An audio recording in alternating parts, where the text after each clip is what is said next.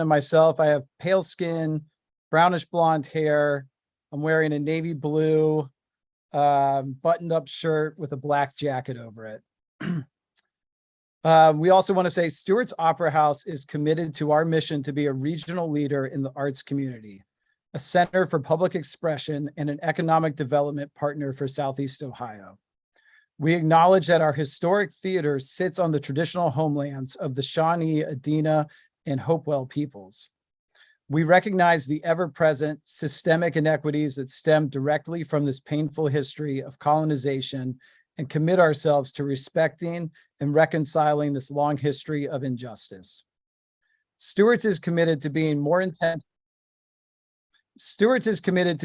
intentional in the role we can play for racial justice. We also commit to being more inclusive of people historically and currently marginalized based on identity, including gender, sexuality, class, and heritage.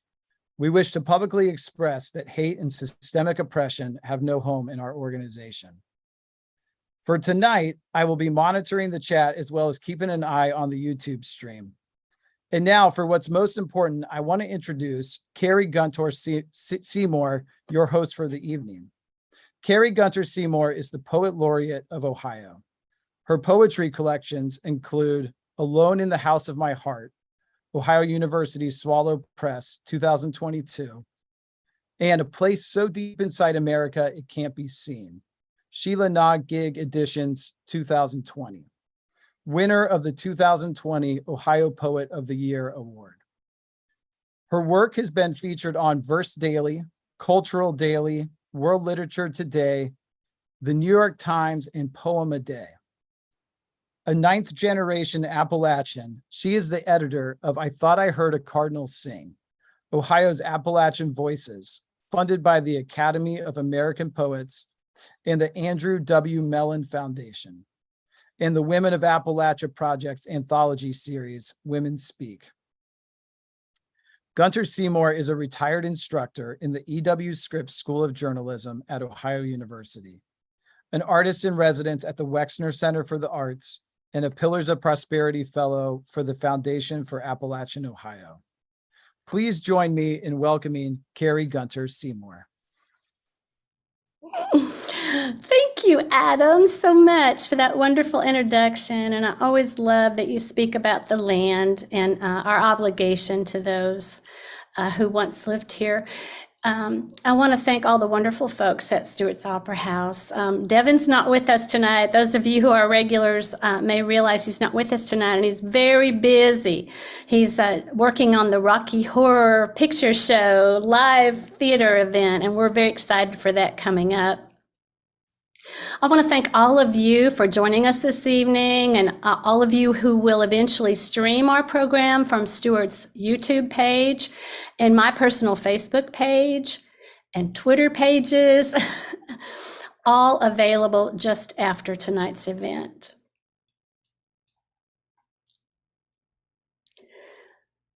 I want to also thank our ASL interpreters tonight, Joe and Nico, who work their fine magic as they dance our words.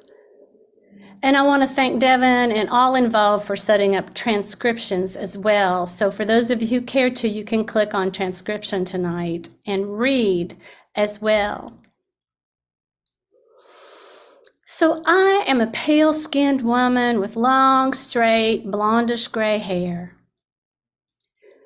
I wear glasses. The rims are tinted navy blue. I'm wearing a red paisley shirt with a pink collar. And I'm coming to you tonight from Newark, New Jersey, my hotel room where I am serving as a festival poet for the amazing Dodge Poetry Festival. Now, this is our second event for the fall of 2022 season, and I am so excited, as I know all of you are as well, because we have with us tonight the 2021 Ohio Poet of the Year, Cortez Harris, and the 2022 Pulitzer Prize winning poet, Diane Seuss. And because someone had to step away, I will read a handful of my own poems this evening as well. And we'll have a short Q&A after the readings. So please feel free to type your questions into the Q&A, or later you can type them right into the chat window and I'll look for those. And now, Cortez Harris is a poet from Springfield, Ohio, and the Ohio Poetry Association 2021 Poet of the Year. Harris is the author of We Made It to School Alive, an amazing full-length collection of poems published by 12 Arts Press, and Nothing But Skin, a poetry collection published in 2014 by Writing Nights Press. We Made It to School was inspired by his work as a teacher and gives voice to the experiences of the children he works with every day who deal with structural barriers, intergenerational poverty, educational negligence, and more. He is the first recipient of the Barbara Smith Writer in Residence at 12 Literary Arts and a 2020 Baldwin House Fellow. And his poetry and ideas have been featured in The Plain Dealer, Ideas Stream, City Club of Cleveland, and The Vindicator. And as I mentioned, in 2021, Harris generated an acclaimed literary agent who has built a staggering roster of visionary writers. His works in progress are 2 picture books and a young adult novel in verse. I had the pleasure of reading at an event with Cortez not long ago, and I was taken not only by his work, which is just amazing and extraordinary, as well as his voice, but also by his generosity of spirit and the stark honesty that dwells inside his work.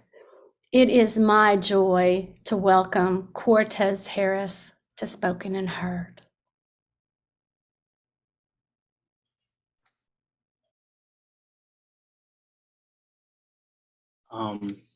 Thank you, Carrie, for your generous offering of my volume of work. I am very, very delighted to be able to share my work and to chat with anyone who has any particular questions about my work. So the very first poem I would like to read is the very first collection in my book. Walk to School. He carries his little brother to school on his back, tells him, our hood is a forest of ravens. Everyone makes it out alive. Classmate folds his homework into paper airplanes, points it towards the sky, tries to fly with it. Across the street, a little girl plays hopscotch inside chalk outlines. And just bear with me, I want to find my order for the ASL interpreter. So just give me a quick moment. I lost it in my phone. Give me a quick moment. Let's stay. All right. I'm so sorry. I'm going to do my poem Ocean. My son runs his hands across a puddle outside our apartment, pretends it's an ocean he can swim in. I sent him to the school I dropped out of, hoping this time the teacher will hand him a telescope so he can see the world for himself. My son's desk looks how I left it, His teachers still haven't told him the world is a sea of wells. He watches YouTube in class as proof that somewhere water is wider than his classroom. At recess, I used to swing high as the moss, push high enough. I almost saw beyond the rooftops. I can still feel the hands. I hope he doesn't grow up like me, holding down mop buckets just to keep the water running. I pray he can swim as far as his hands chooses to reach, where there is no cliff, no shore, no horizon. I always thought Glenville was the whole damn universe, and the sun and moon only had my son to look after. I haven't left. Can't afford a U-Haul to carry our shit across the street. My son keeps begging me to take him to see the world. I am afraid there are only swamps for him to dip his head in. Went to a parent-teachers conference. A poster hung from some nappy-ass cobweb read, "You can do anything if you put your mind to it." I told my son, that poster won't move us out the hood, but that isn't to say his mind isn't a grenade. If he uses it, he could explode into a sea of reefs. Thank you, Carrie, for putting, I hope that was my next poem I ought to be reading next alive, because I can't seem to find my order. But if you could continue to do that, I will greatly appreciate that. Alive. Shoes sprawled across the floor. Stefan blows bubbles across the classroom. They disperse into glitter. Children dive into bean bags as if they are plastic pools. Marshawn stands on his desk, tries to grab a cloud or two. Michelle, Cadence play hide and seek under their desks. My God, my Black students are alive. And just two more poems. My next poem is entitled Womb. Womb.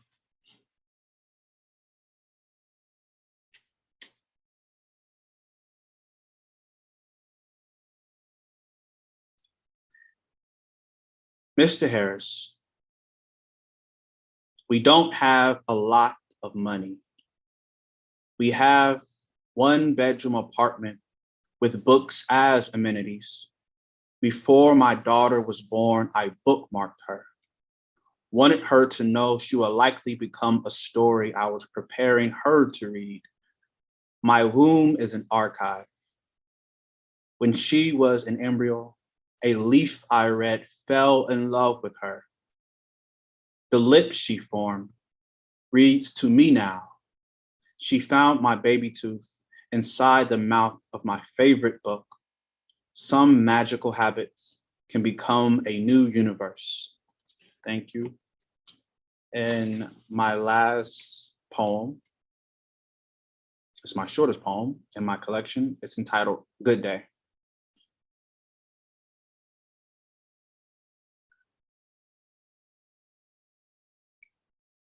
Sound of a lawnmower, birds chirping from the corner store, no kids pulled over, busy chasing squirrels on bikes, hula hoop circles projects, not a single bullet pierces the sky. Thank you.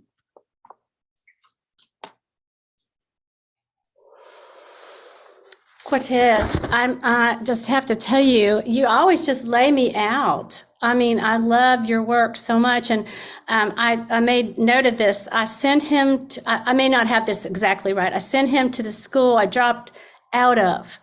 I sent him, this is your son, I sent him to the school I dropped out of. You know, you want him to have a better life, hoping this time the teacher will hand him a telescope. I mean, that is just so beautiful. And that you're willing to share that with us. I mean, you're a great success now. And that gives us all hope and encouragement as well, because you dropped out of school, but you're okay. We don't want people dropping out of school. But there are options, and then now as a parent, you of course want your son to be challenged. And I think what I interpret is that's what happened. You got into school and you were never really challenged. It didn't seem like where you belonged. And so you end up leaving. And maybe I have that completely wrong, but that's the way I interpreted that poem. And we all have that ache for our children, that we want the world to be better for them. And then with your poem, Good Day, right in our face. Thank you for the honesty, the teaching moments you provide to us. I've written all these down. For those of us who truly have no idea what it's like to be a person of color, you are educating us in a way that is not confrontational. It's just facts and beautiful. And I just love that. And I want to thank you for that so much. And I hope you keep writing. And I have some questions for you later. So we will talk again later. But thank you so very much, Cortez, for your wonderful, wonderful work. Okay, as I said, somebody had to step back, so I'm going to read a couple of poems with you this evening. I don't do that very often, but I'm going to read from my new book, Alone in the House of My Heart, which officially came out on September the 27th, though I know many of you invested in the pre-sale, and I thank you for that. And on the back at the very top, you'll find a blurb from Diane Seuss, which is so wonderful, and I'm so grateful for that. So if you are interested, it is Ohio University Press. And I also want to mention that you can find Cortez's book, We Made It to School Alive, at 12 Arts Press. So if you're looking for his book, and I'm also putting it in the chat tonight, but I know those of you who will be watching on YouTube and Facebook won't have access to that. So we made it to school alive at 12 Arts Press, and Alone in the House of My Heart at Ohio University Press. Because autumn always clotheslines me. Already the sumac ripened, rusty red leaves stark among the greens. Not yet, I say. I say it every August, though leafy lime katydids warn me. Chameleoned against the Japanese maples, suddenly outsinging even the cicadas. Stink bugs feast in the garden. A melancholy thistle bends to a rumor of breeze. So that's my autumn poem to kind of get things going for me tonight. This next poem, I know many of us have or will go through the experience of caring for our elderly parents. And as I'm finding out, those of us who are poets are writing about it. So I'm going to share a couple of the poems I wrote in honor of my mother, who passed away in a nursing home during the lockdown. And so for the last almost 6 weeks of her life, I was not allowed to see her, which was pretty hard to deal with. And so I write about it because that's therapy, right?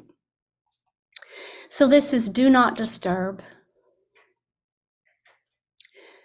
Whatever it was that held Mother together all these years is unraveling like a daytime soap opera.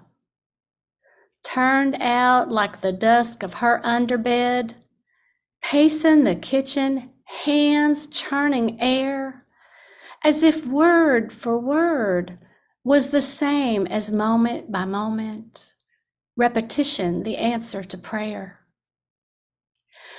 During the Great War, electricity was used as cure. Volts routed through fractured cerebellums or directly on sectors of the body where derangements were manifest. Those enduring matters of the heart often undone by the overzealous.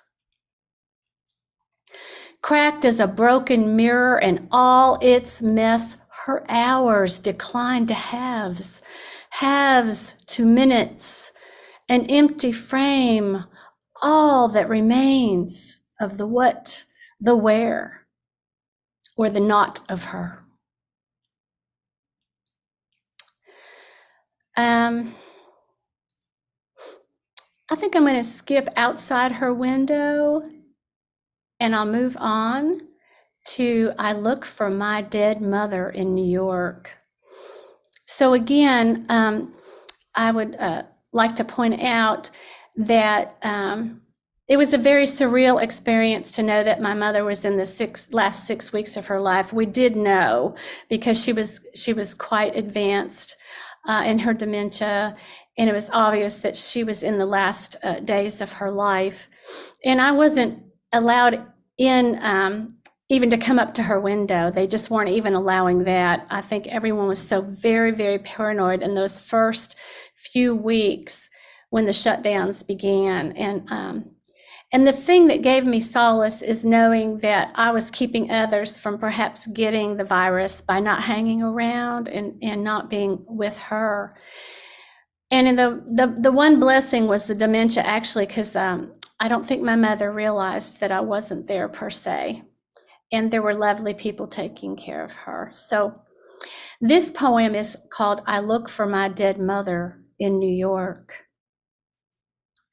I lie fetal inside the Statue of Liberty's torch, the one displayed, removed in 1984, now displayed in the lobby. Its warped copper frame, a coiled energy about to unwind, swoop like a wood thrush. I was not the daughter my mother needed. She often warned, Lord, don't never have children. Aren't all of us born to be the receptacle of our parents' flame? God, the most popular protagonist.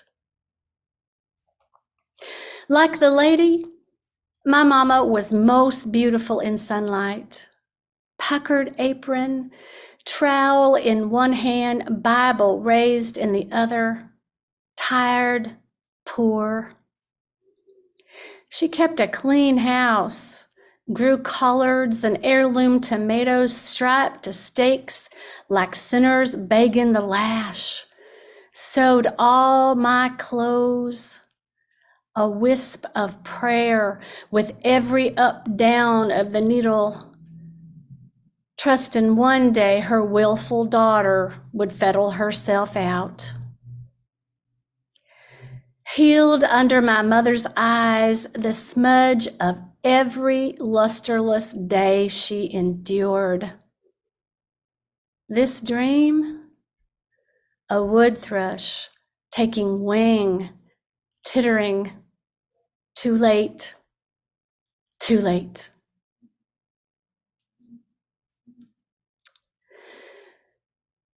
So during the pandemic, I spent a lot of time on Zoom as the poet laureate. You know, I went lots of places, and I made a decision. I made a pledge to take on the really rough topics. And we just don't talk enough about addiction in this country. We convince ourselves that addiction affects only the weak, the lazy, the poor. This is not true. It's a national tragedy. And you all know who are regulars and those who are new tonight, that little twang in my voice, I am Appalachian.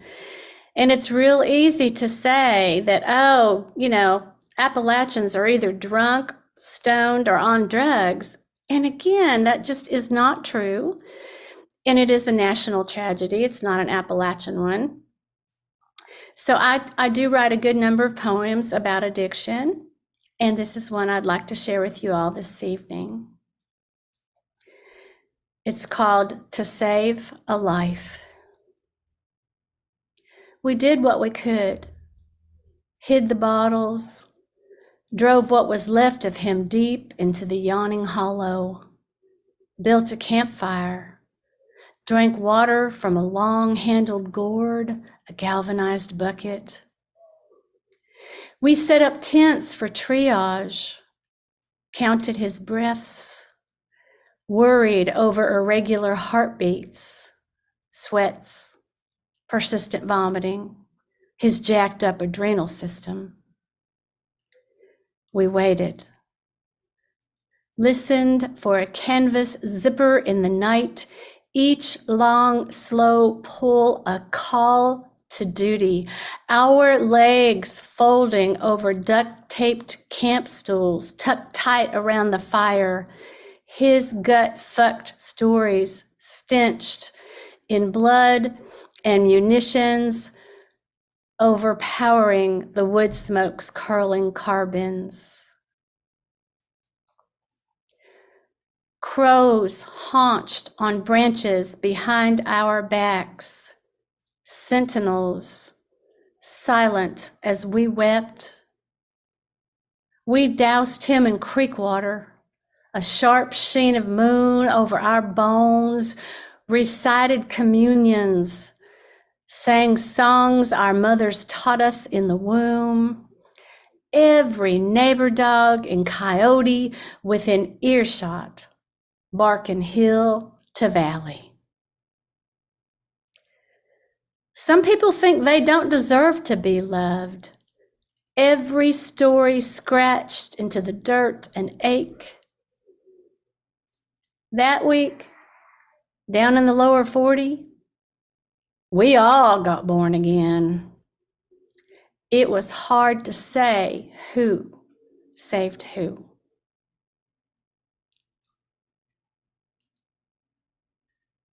So I'm going to move on to the poem titled Tonight the Winds.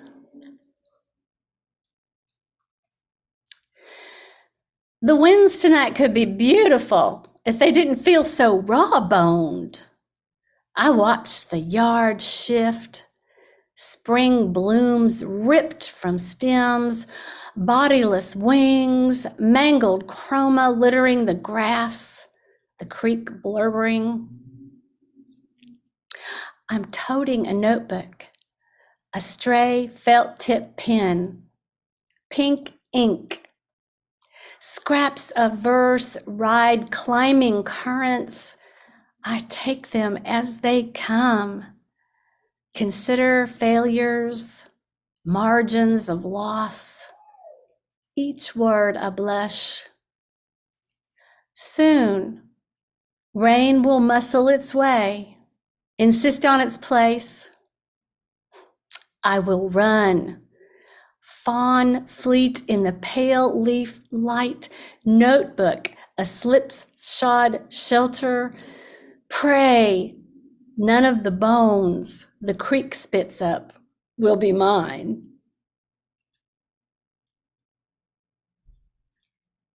And one last poem for you tonight, entitled Rorschach Test. Consider daffodil. Let me start again. Consider daffodil blades in the crackling cold of February, those green thumbs up breaking through earth's rind, obliterating doubt. What's left of winter, suddenly endurable. What tethers us to the tentative, to contingencies, to the life force we're designed to abandon from birth? I'm reluctant to call it destiny, knowing too well which neuroses rush forth from that word, sifted through lobes and sockets to lubricate our worry.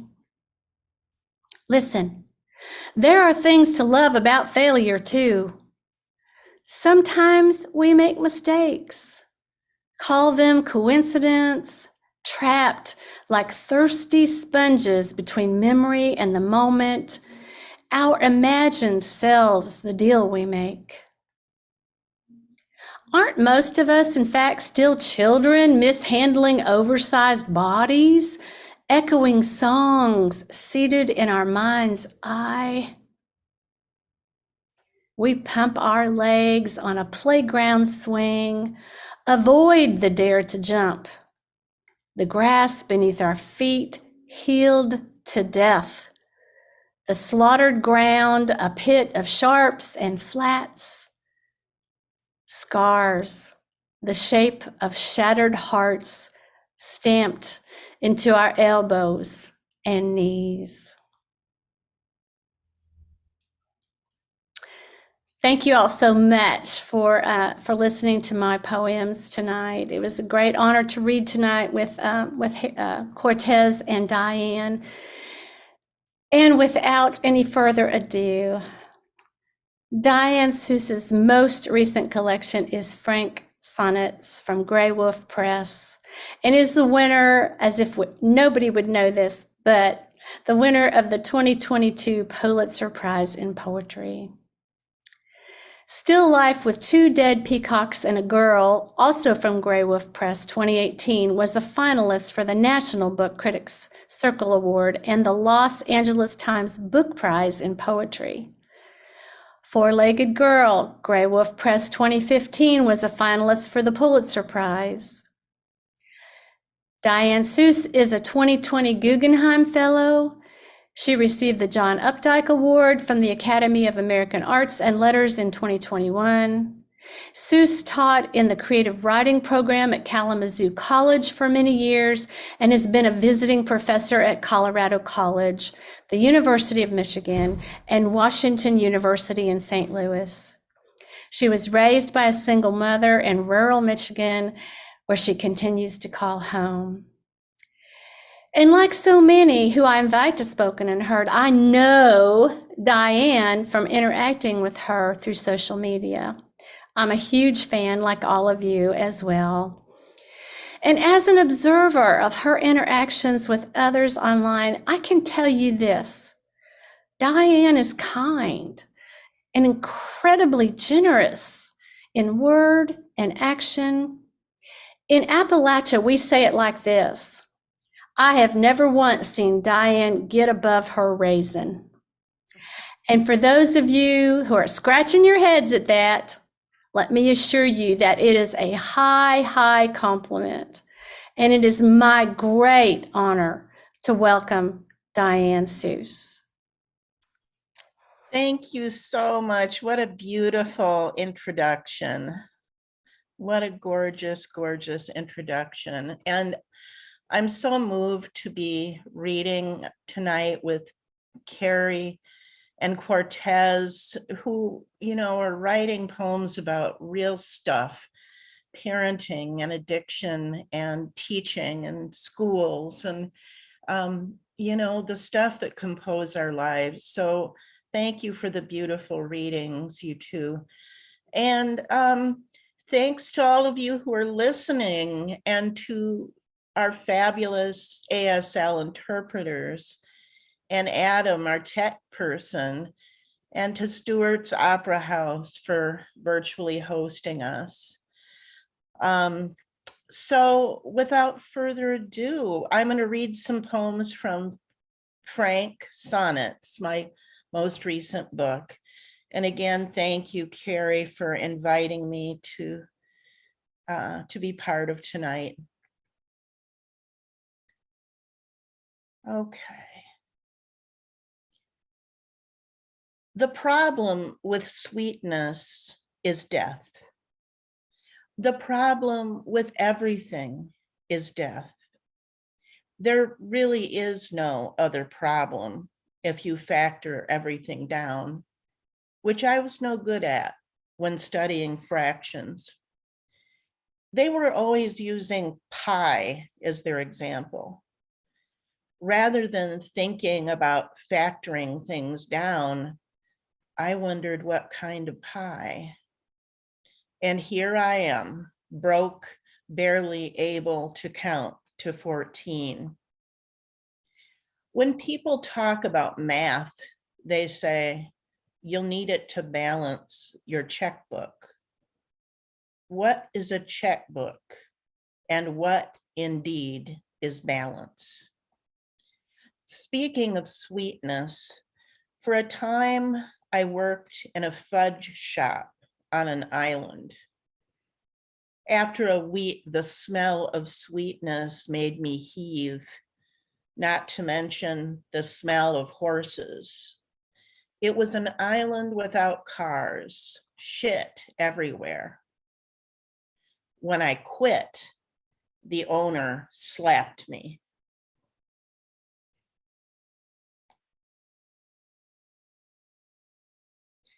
I love the sign for slapped there. I'll be pausing between poems just to make sure our interpreter can stay up with me. From this bench I like to call my bench, I sit and watch my tree, which is not my tree, no one's tree, the quiet, except for barn swallows, which are not loud birds. How many exclamation points can I get away with in this life? Who was it who said only 2 or maybe 7? Bishop, Marianne Moore? Either way, the world is capable of quiet if everyone stays indoors and no jet planes. My tree, it just stands there in the middle of everything, in a meadow, on the bay, looking what the philosopher called adorable. Then I drove the mile west to the sea, which had decided to be loud that day. The sunset, oh, ragged and bloody as a piece of raw meat in the jaws of some big golden carnivore. And I cried a little, for none of it will last.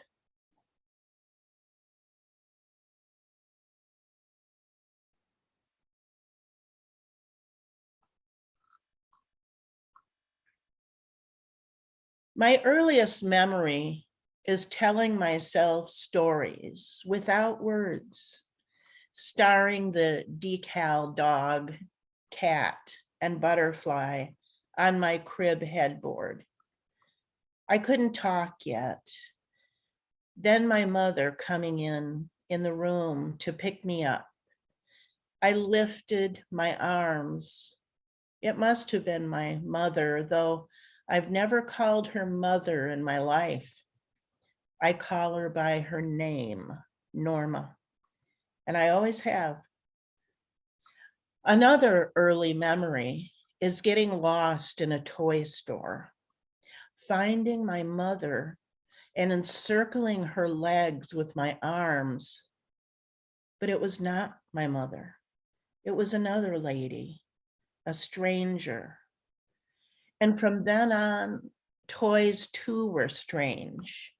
The small oven that baked cakes with a light bulb, playing under a mock orange tree, and in the abandoned chicken coop, finding out what I called violets was really petrified chicken shit.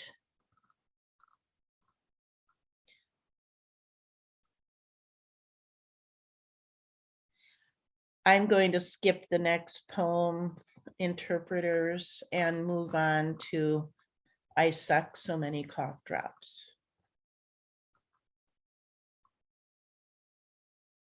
I suck so many cough drops that my pee is mentholated, not for pleasure, for pain. I cough, it hurts. Though as a kid, if given the choice of candies, I'd pick Vicks lozenges. From there, it was boys' clothes. Wore a pack of candy cigarettes in the t-shirt pocket. Vicks in the pocket of my jeans. Had access to matches from the bowling alley. Charred the cigarette end. Once set the whole pack on fire. Yes, I played with the matches. No one knew or cared.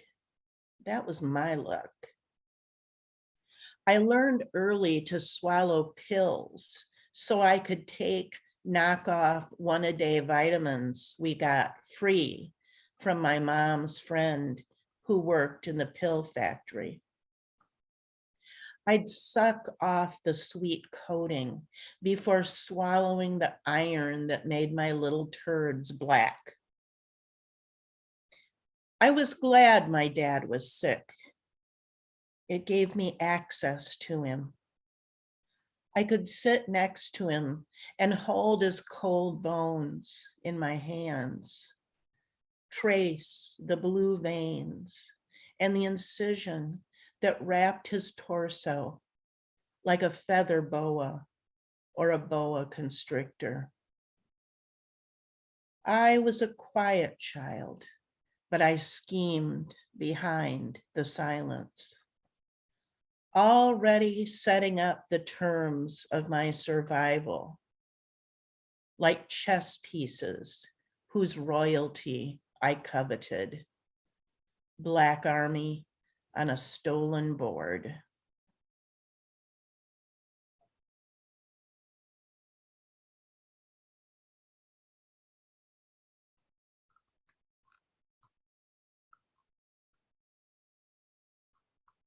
I'm going to skip the next one.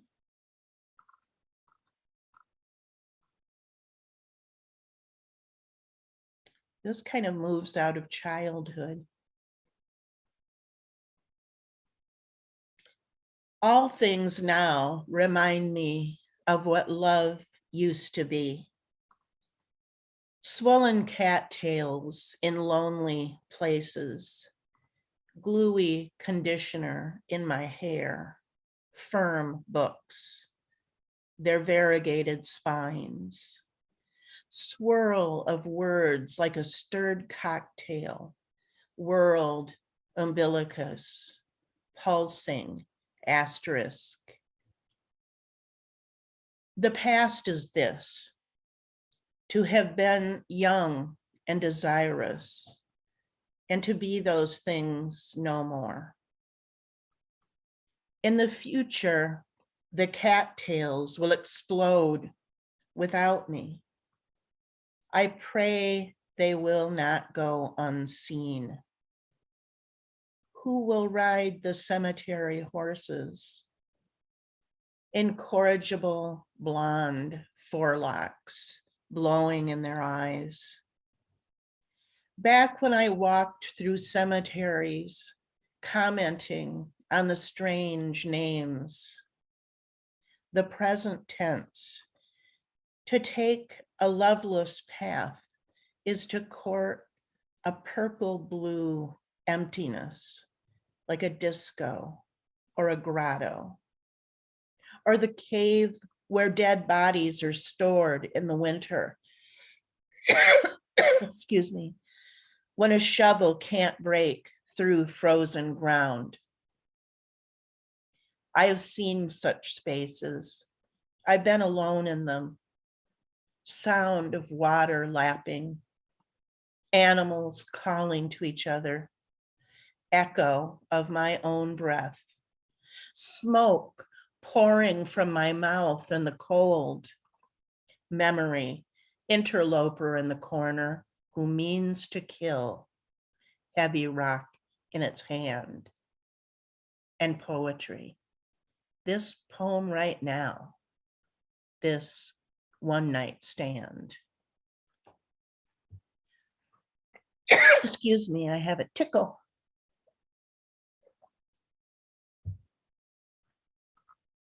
And I'll just read one more. I'm going to skip a few and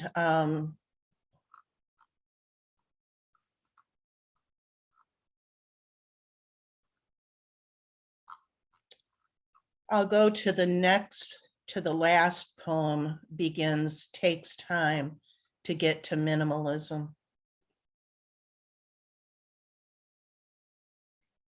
Takes time to get to minimalism, years lived through, ode to suffering. Yes, I'm in that camp. As Orr writes, we move from choked silence to blurred speech, to diary with its useless key, to story, to poetry, the most shaped, therefore most distant from the original crime. Even pleasure can be a crime, especially once it's lost, and happiness, the word an assault on the tongue. Why, the patient asked the doctor, does everything taste bitter as the stems of dandelions? Even the tongue, tasting itself, tastes bitter. When I was a child, one night, all I could smell was blood. I told no one. It went on like that for months until a torrential rain laundered the air. Khan, at 88, his lungs full of cancer, mind hijacked by dementia. Can't remember his own poems, nor holding a pen, though he accepts my reading them to him. That's a good one, he says, coughs. An urn-shaped moment, thus radiant, therefore true. Thank you very much. I could barely function. Oh my goodness, Diane. Oh my goodness. Well, so I was sitting here making some notes, which I love to do when people visit. And one of the things I love about your work, one of the many, many things, is you're so sneaky with your wit. You know, I mean, you're just real serious, and all of a sudden you sneak it in. Like your first poem about when studying fractions, they used pi, and we've all had to do that. They use pi, and you're using pi as an example, and I never understood pi either. But but you admit that rather than thinking about the math, you're thinking about what kind of pie is it, you know, which is just so very real and so very childlike. That's how we are, you know, and I love that. I love it. I mean, you practice that in many of your poems where you're starting out serious and all of a sudden you just sneak in with a bit of wittiness that is just so powerful and wonderful, and then turn it right back around again, you know. And I love that, the way you kind of jerk us back and forth, but you always take us, you know, right where we need to go. I think I know you've heard this a million times, but I've got to say it, you're so visual, you know. In particular, I wrote down about the candy cigarettes in your pocket. You know, I can see you strutting around with those candy cigarettes in your pocket and those Vicks candies in your jeans, looking for matches. I can absolutely see it. So now I know you were a very ornery child, but I think that comes from the single motherhood. And I love that you would trust us all enough to share that you call your mama by her first name, Norma. I think that's beautiful. And it speaks to your relationship, which we're going to maybe get into here in a minute. But I think I always, for some reason, I don't know if this is true with everyone else, but when I read your work, I kind of feel like you're writing like to me, like you have engaged me to that level. And that's why you're the Pulitzer Prize winning poet, because you do that. I feel like you are writing a message to me, and I am able to interpret it and gasp at it and ponder it. And I'll be honest, when I read your book, I could only read a few at a time because they had so much. They're so rich, and they deserve the time. They deserve that time of just reading maybe a couple at each setting so that you can embrace them fully. Thank you so much. Thanks for understanding and for receiving, because that's part of writing, isn't it? I mean, why write if it isn't received and heard? And I love that you feel I'm writing to you, because I am. You know, when I write, I think I'm at my best self. It's the way I know how to give. And I think you do that too, and Cortez too. You know, I feel that so much in both of your work. It makes me feel, I feel like I'm gonna cry, but it makes me feel more human to hear work about human things. So thank you very much. And Thank you. thanks to my wonderful interpreter. So Cortez, I'd like to invite you to put on your video again and turn on your mic. And if anybody in our audience would like to put a question in the chat or the Q&A, I do see one in the Q&A. Real quick, I think you probably caught it, but if you're looking for Diane's books, you can find them at Grey Wolf Press. So that's where to order hers. Mine is Ohio University Swallow Press. And we have Cortez at 12 Arts Press. And that's mostly for our online folks who are going to watch later because they don't get to have the chat window. And for all of you here with us tonight, all the links are in the chat. You can buy them right now if you want to. Listen to me being a big old salesman here of book sales. But anyway, it does help our presses if you do that. So let me look at the Q&A here. Okay, it says anonymous attendee. Diane, I so admire the turns in your poems. Do they usually come during your initial drafts? Many thanks. Good question. Yes. Maybe especially in this book, but it's kind of how I work. The first draft is usually pretty much intact. That is, I trust the movement of my mind and the movement of my imagination. And so I can clean up syntax and music and all, but the images, the movement of the poem, I think comes in the first draft. Thank you for that question. And I know other poets work differently, so that's just what works for me. Okay, so while y'all are pondering, I have a couple of questions that I will ask you all, and we'll see if anybody else comes through with one from the audience. And Cortez, it is my understanding that you made a decision to leave teaching for a bit to become a full-time writer because you got this amazing agent who I do believe approached you, which is like, wow. I mean, how does that happen? I'm so happy for you. And I thought, I admire that so much that you took that leap and decided to really focus on your writing. And so I wondered if you could just share with us, without having to reveal too much of yourself, but how you made that decision, because I think there are many of us who would like to make that leap, but still kind of on the fence. So maybe you can help us out. Thank you for that, Carrie. I first want to say, Diana, and I said it in the chat, your writing is visually staggering.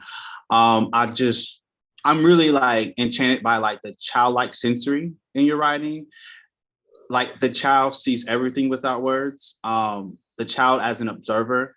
I was introduced to you through your poem Ballad. And from that point on, you working through the grief of losing your father and the line, and I know Carrie mentioned like the very detailed visual, like in that ballad poem, you said, the two crooked like minds, like it's when I read and I mull over your work, I'm like, writing is through observation, the small object, the small item. So thank you for really allowing me to have faith and trusting the movement of my own mind, because that's very revealing. So thank you.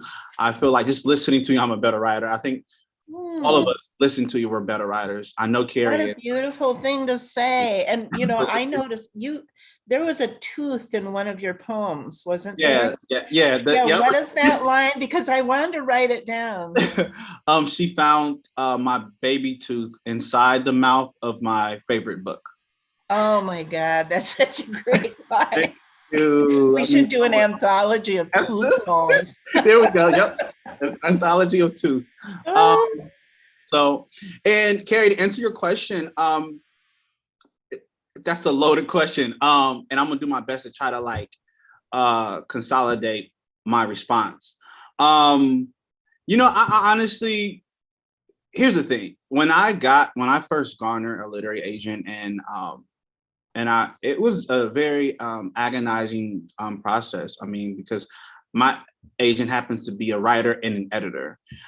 So she describes herself as, I'm not a post-delivery service. If you send me anything, we're going to revise it. So I had to go to a rigorous editorial process, and a lot of things I was trying to work on, because I'm a poet, so I'm really used to like sparse text, nothing long form. I do believe I'm a prose poet. I really value the narrator in the work, and it's really hard for me to write lyrical poems. I can certainly appreciate it. So for me, writing in prose was like, I'm ready to do this. But I will say, when after a year of me, I was working on a book, a long form middle age novel, and the editorial process it was agonizing, and I was informed that I might be writing the wrong book. And ironically, I decided to do a picture book biography because I am a teacher, former teacher. I taught second grade, and I spend a lot of time engaging children with picture books, and that's my way of like, and I spend a lot of time really trying to ensure kids become self-sustaining readers, and picture books is one of them. So a friend was like, you should write a picture book biography. And it just so happened that I've been studying James Baldwin, and there's no picture book biographies about his childhood, his remarkable childhood. So I decided to write a lyrical account and use my poetry to sort of write in a lyrical biography, nothing decorative, no decorative sentences, just very poetic. And to be honest with you though, and you mentioned LEAP, I did an early recognition before I even had a book deal. In my mind, I need to save X amount of dollars, and I'm going to I have a retirement event that I needed, and I'm going to just write in a coffee shop, Phoenix Coffee Shop in Cleveland, and hopefully something happens. It was really me realizing that, and I know Diana, you hit on this. You said, I feel like I'm my best self when I'm writing, and I felt like I wanted to be more of my best self, and the only way I could do that is just because honestly, it wasn't writing as a vocation. It was more so like, I'm leaving, not necessarily to write as a vocation, but I'm leaving just to take my own sabbatical for a year and just write, and I figure I might go to the back of the classroom for financial purposes. But to be honest with you, I got a significant book deal amount. And I think for me, I realized, I looked at the data of like, the reality is the average advance, it's very marginal, and I happen to got a significant amount. So I was like, I'm gonna be a steward over this opportunity, because I understand that it's unprecedented, my book deal amount. But I will say, when I got my book deal, the first thing I said to myself was, I'm excited to be a bridge for other writers.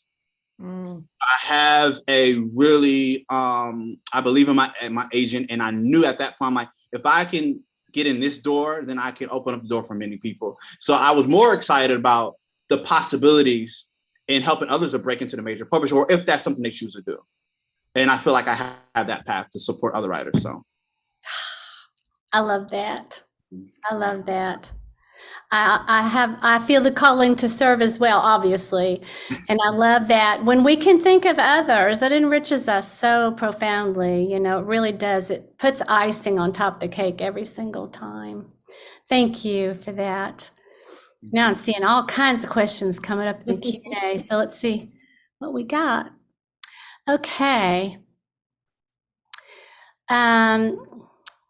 So I've got to take this one from Laura Andre, because she's with my publisher. She's with Ohio University Press, so I'm gonna have to do that so I can stay in their good graces. She says, Diane, what made you decide to choose the sonnet form, and how did you come to the point of making it your own? Because we know it's not necessarily a traditional sonnet, so to speak. So yeah, I'd love to hear you talk about that. And I know you talked about it 1,000 times, but let's have it one more time. Well, I'll keep it quick. So I knew that contemporary readers weren't going to want to read a big book of traditional Shakespearean sonnets. I can write them, but I felt like the form would be limiting to what else I wanted from the book, because I considered it a memoir of sorts in sonnet form. And so a couple of reviewers said, well, 14 lines isn't a sonnet, but I don't think it's that simple. So they are all 14 lines, but also there's usually vestiges of rhyme in each poem, some more than others. There are at least lines that are metrical, maybe not the whole poem. And there's a turn in most of the poems after about 8 lines. And then finally, there's always, I think, something that's kind of a couplet at the end. And it may not rhyme, but it's bigger. Like in the first sonnet in the book, it's how do I explain the search for beauty or relief?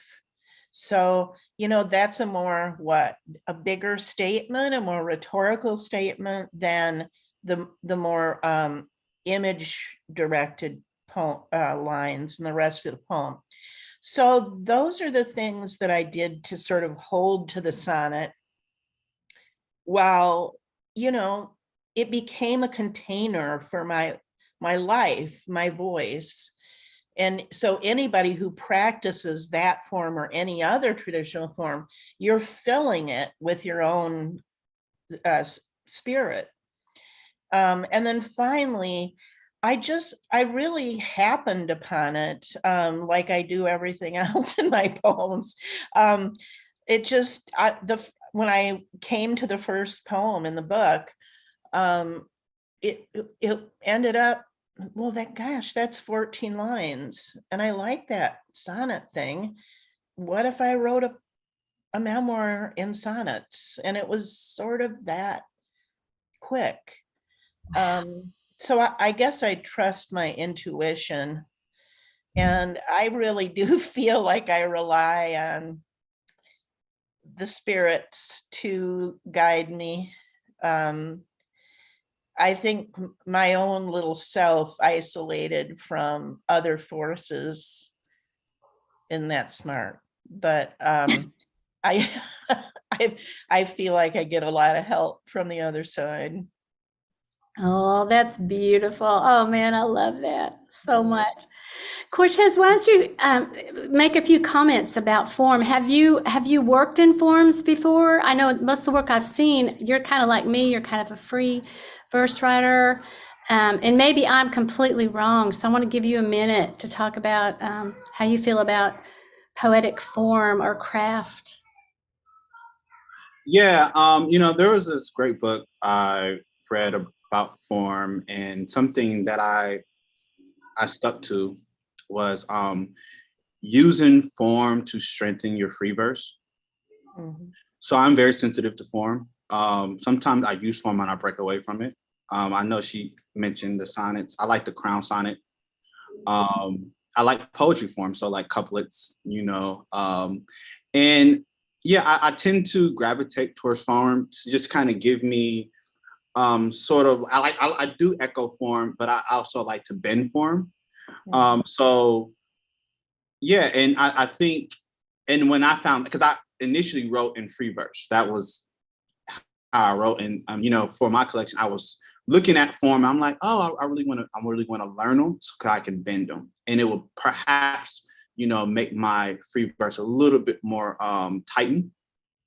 So yeah, I'm very I like it. I like it, and it's interesting because the thing about for me when I hear sonnets and Diane, you mentioned this. You said contemporary readers are not necessarily like too enchanted by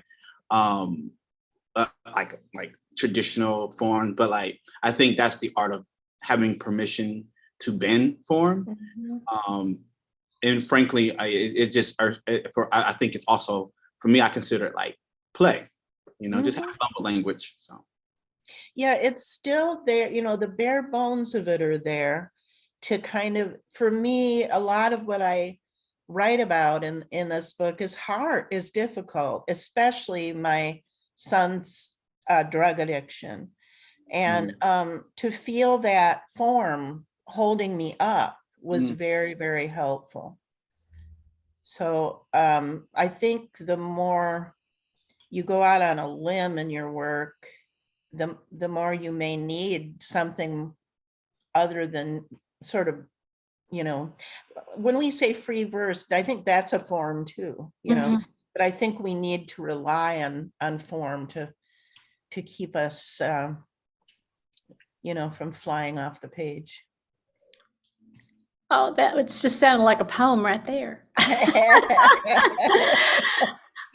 We have another question from John Barry or Barry John. I don't know if it's backwards. Anyway, it says, which is very kind. He says, all three of you read so beautifully. When you write, do you do so with the intention to read aloud? Do you feel it affects the way you write? I'm interested to hear the answer to that myself. Cortez, your turn. So, I do. I write for voice. I am someone who I'm very sensitive to the oral literacy experience. So I like to hear speech. I started writing through spoken word. So for me, it naturally, I generally, and sometimes when I'm writing, I'm almost like talking to myself out loud. And it's interesting because sometimes when I'm writing, I can hear my voice. So when I'm reading out loud, it's like, oh, wow, like I'm re-listening. And I also feel like I hear other voices too.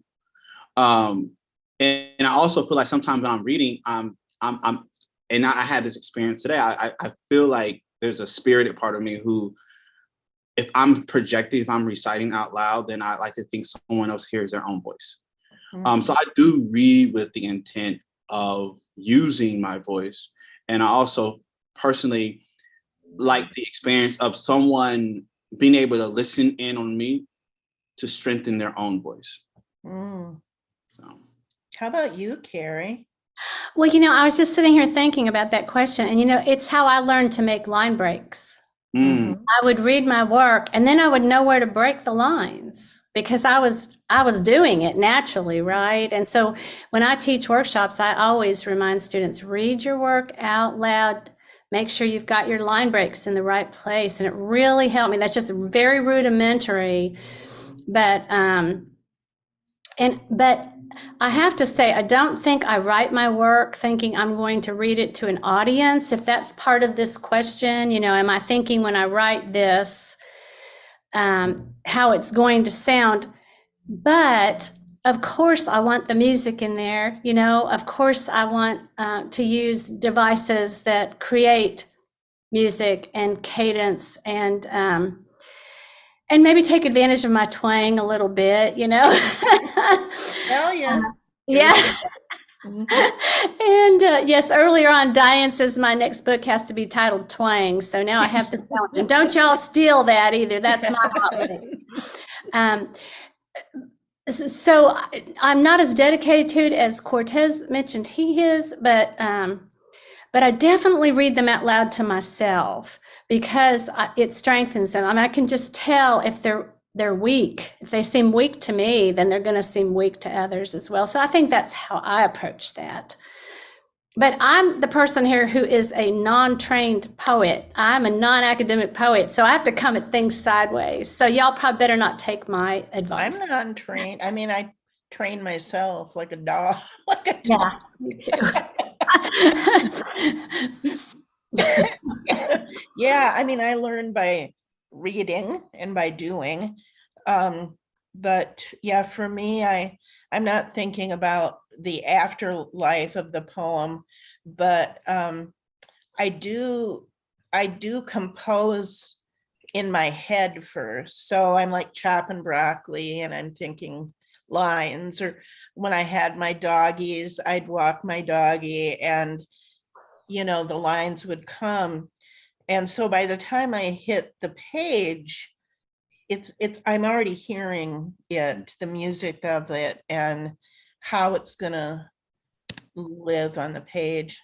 But also I've been writing so long that I'm kind of aware of the voice that writes, that lives in me. Mm. And it's especially because I've lived alone now for quite a while. It's sort of my companion. Ooh, I love that. Ooh. Yeah.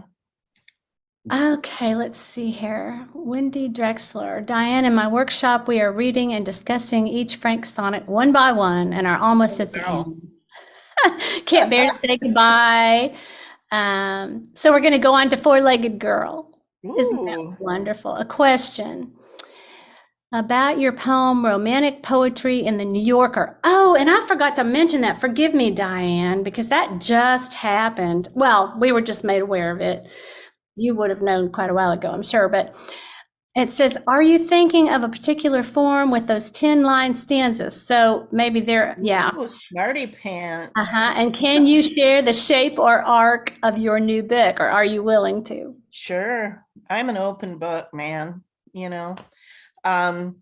So I did come upon, so okay, the new book is called Modern Poetry, which was the first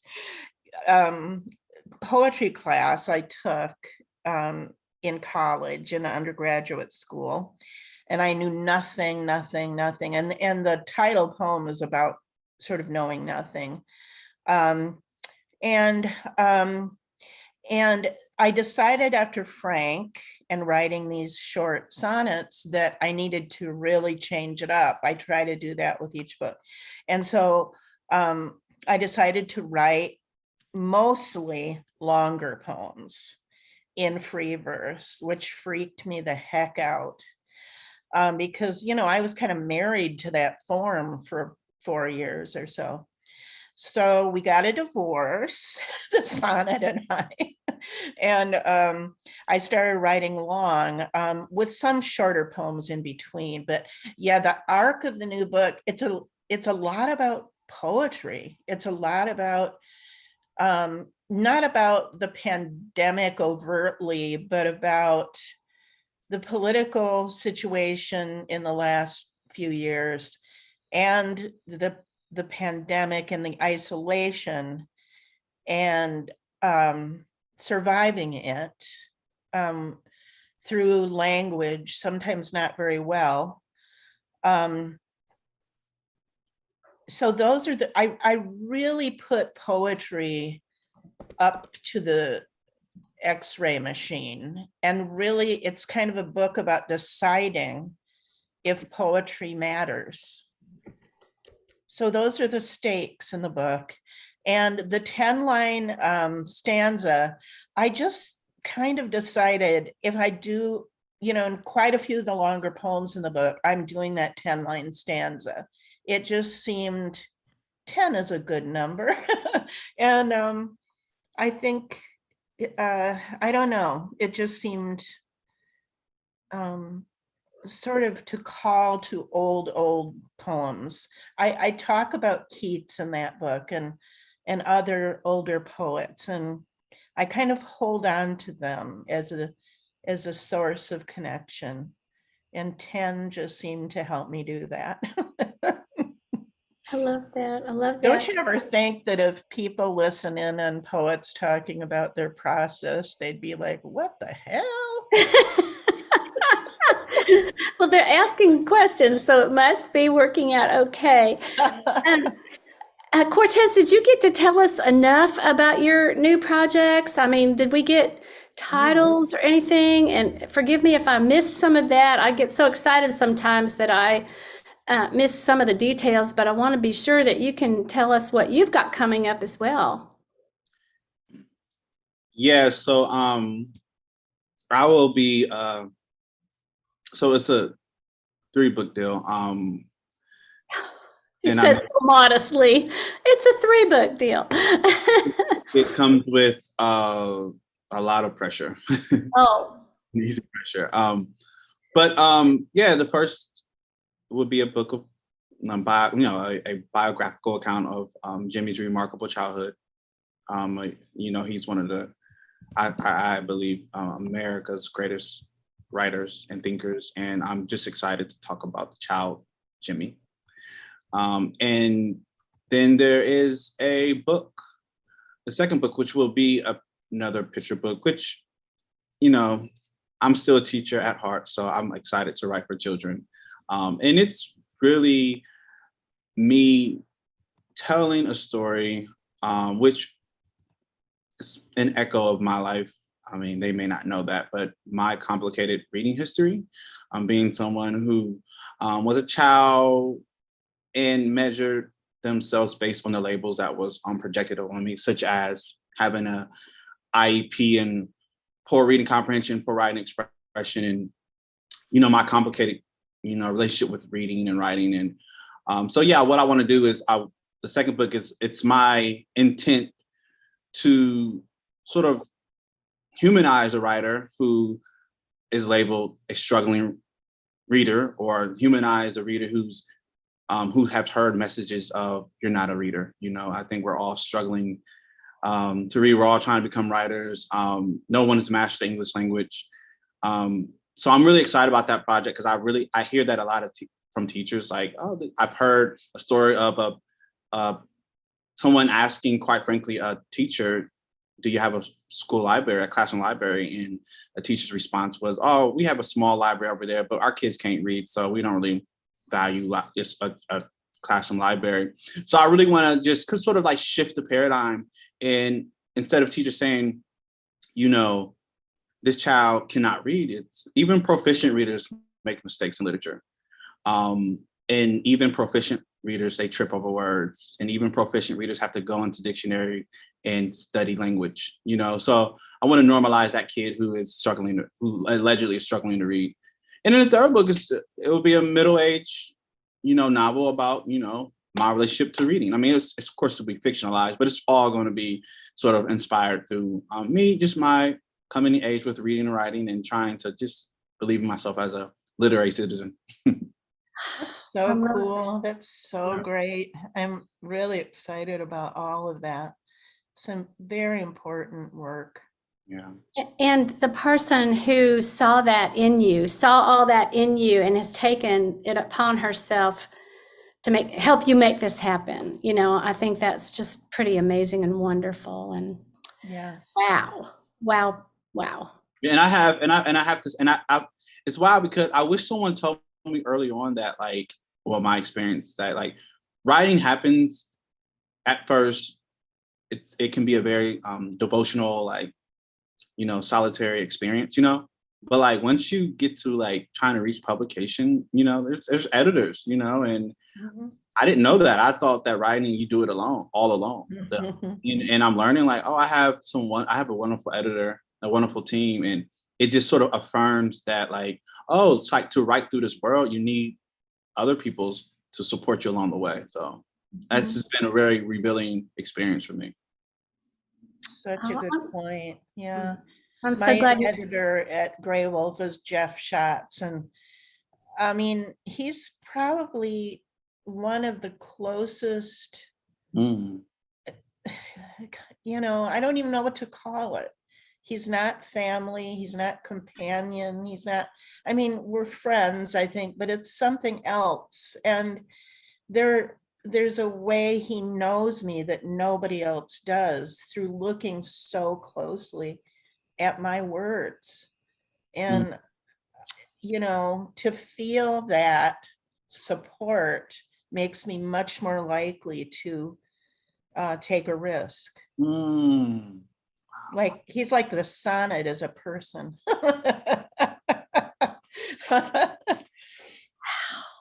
I want Yeah. somebody to say that about me. I would That's say that beautiful. about you. I would No, say that Diane. about you. I feel it. I feel it.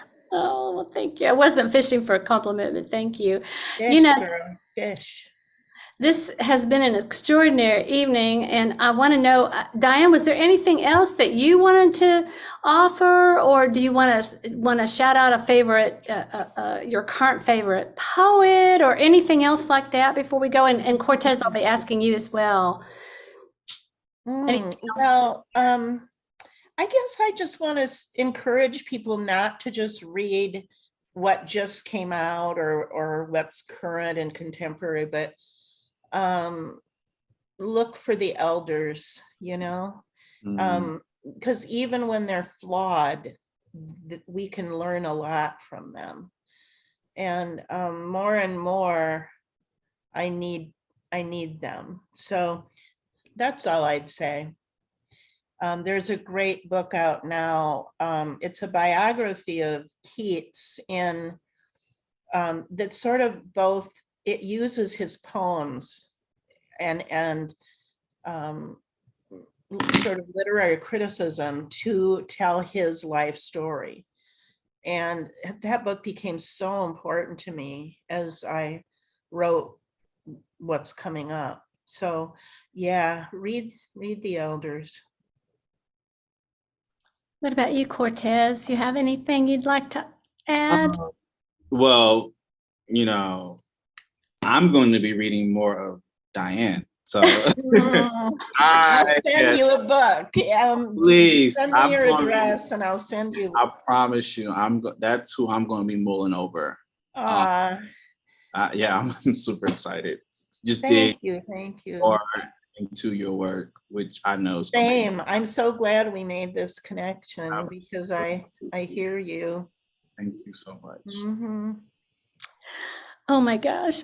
Well, I want to remind everyone, you can get Cortez Hare's book from 12 Arts Press, and of course Diane's books come out of Grey Wolf Press, my own out of Ohio University Press. I thank you both so much for this just extraordinary evening. And I'll tell you, after a whole day of the Dodge Poetry Festival and now this, I know I'm going to just collapse and I'm going to sleep so good tonight with all these beautiful words in my head. And most you need a piece of pie, man. I do. What kind of pie? Sandwich. That's up to you, sister. Yeah, I love it. I might have to sneak out for one, that's for sure. But I do want to remind everyone that our next event is November the 17th, and we'll have poets John D. Lee, Rosemary Watala Trommer, and our local Ohio poet Sandra Gill. And I'm so excited about all these wonderful poets.